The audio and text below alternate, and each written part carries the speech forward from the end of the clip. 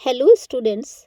आज मैं आपके साथ डिस्कस करने जा रही हूँ एक बहुत इम्पॉर्टेंट टॉपिक एपिक, जिसके बारे में बहुत से स्टूडेंट्स ने कहा कि चूंकि उनके एग्ज़ाम्स आने वाले हैं तो मैं उस पर एक वीडियो बनाऊँ। तो आज मैं आपके साथ एपिक डिस्कस कर रही हूँ। Epic is a long narrative poem that tells the story of a hero's journey, often involving grand themes such as war, love. EPIC जो है वो एक बहुत लंबी पोएम होती है जिसमें जो हमारे हीरोज़ होते हैं, जो हिस्टोरिक हीरोज़ होते हैं, उनकी कोई यात्रा, चाहे वो लव से रिलेटेड हो चाहे वॉर से रिलेटेड हो, उसके बारे में बताया जाता है कि कैसे उन्होंने उस चीज़ को किया। Elements that typically distinguish epics include supernatural elements, fabulous adventures. Epic poetry continues to be used by peoples all over the world to transmit their traditions from one generation to another. जो epic होती है उसमें जो elements होते हैं वो supernatural elements होते हैं, फैबुलस एडवेंचर्स होते, मतलब अद्भुत साहसिक कारनामे होते हैं जिनके बारे में बताया जाता है। अच्छा, इपिक पोइट्री का यूज़ प्राचीन काल से लोग करते चले आ रहे हैं ताकि उनके जो ट्रेडिशन है वन जनरेशन से लेकर अदर जनरेशन में पहुंचते रहें। अब मीनिंग की बात करते हैं, इपिक के मीनिंग की बात करते हैं।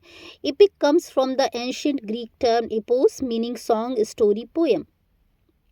इपिक जो है वो ग्रीक टर्म इपोस से मिलकर बना है जिसका मतलब होता है सॉन्ग, स्टोरी या पोएम। ये हो गया इसका मीनिंग। अब इसके कैरेक्टरिस्टिक्स, इपिक के characteristics: written in formal style, third person narration with an omniscient narrator. The epic include rhythm, rhyme.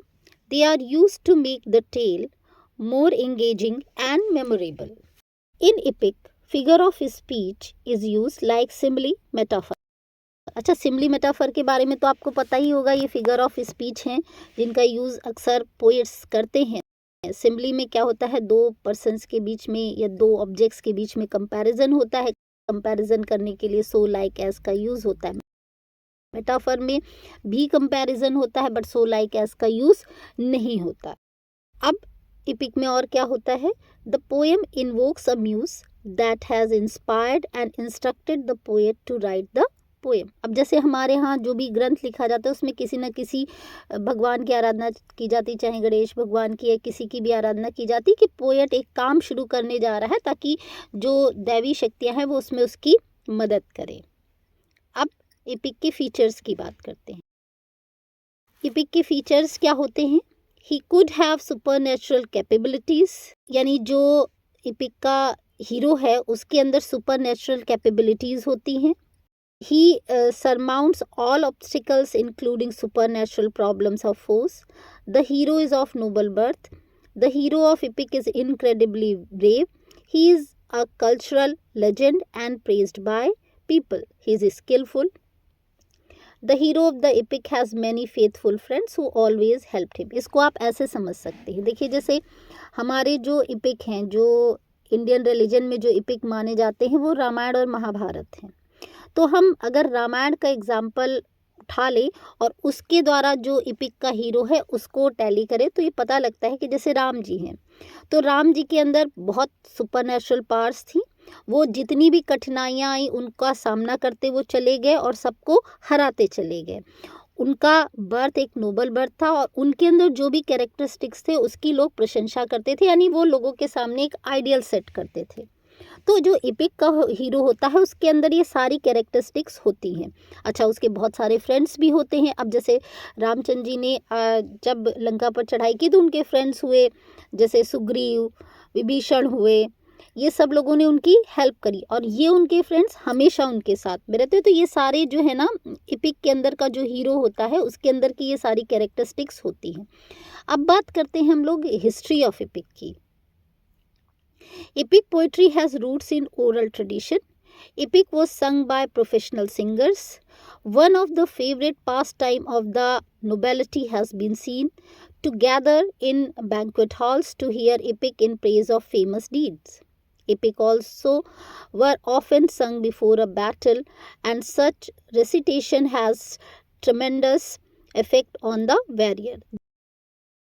तो अब हम लोग बात करते हैं कि इसकी हिस्ट्री कहाँ से हुई। आप इसको ऐसे समझिए कि जो इपिक है वो शुरुआत से जो पोएम्स होती थी वो गाई जाती थी, क्योंकि पहले लिखने का तो कुछ था नहीं, तो जो पोएम्स थी वो गाई जाती थी। अब जैसे हमारे ट्रेडिशन में आल्हा गाया जाता है, तो आल्हा क्या है? आल्हा उदल की जो ब्रेव डीड्स थी उनको गा कर आज भी गाँवों में लोग सुनते हैं।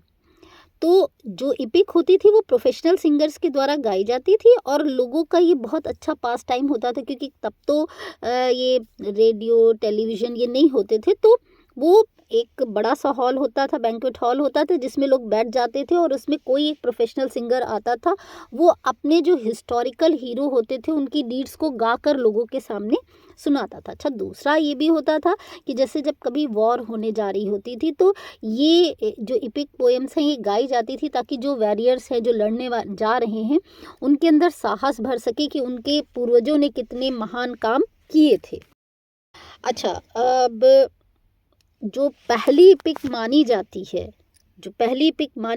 वो मानी जाती है द इपिक ऑफ गिलगिमेश।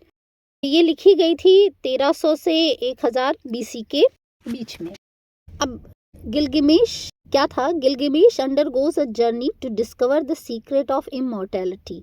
अब ये कैसी कहानी थी कि गिलगिमेश जो है वो एक ऐसी यात्रा पर जाता है कि उसको अमर होने का रहस्य पता लग सके। This epic traced back to ancient Mesopotamia in approximately 2100 BC, relates the story of Gilgamesh, ancient king descended from the gods. तो अब बात करते हैं इसके एग्जाम्पल्स की। सबसे पहले होमर ने 2 फेमस इपिक लिखे, the Iliad and the Odyssey. These poems describe the events of the Trojan War. In this epic, simile and phrases are used. उसके बाद जो नेक्स्ट इपिक है वो है एनीट। ये इपिक पोएम है, ये लैटिन में कंपोज करी गई है और इसको वर्जिल ने लिखा है, जो कि एक रोमन पोएट है। नेक्स्ट इपिक है बियोवुल्फ। ये इपिक पोएम है जो कि ओल्ड इंग्लिश में लिखी गई। उसके बाद नेक्स्ट जो आपकी इपिक है the divine comedy, EPIC poem by Date and was completed in 1320।